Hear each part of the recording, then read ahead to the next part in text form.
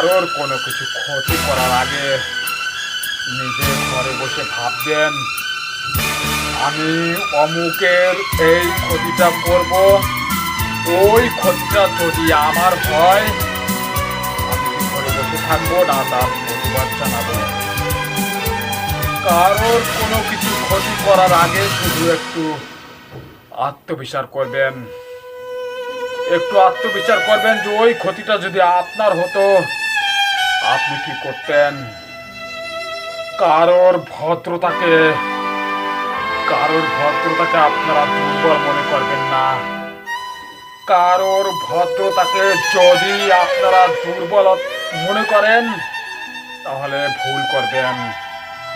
যেদিন এই ভদ্রতার দ্বার ভেঙে যাবে সেদিন শুধু সেদিন শুধু রণক্ষেত্র আর কুরুক্ষেত্র শুরু হবে। সেদিন কেউ তোদের আমার হাত থেকে বাঁচাতে পারবে না।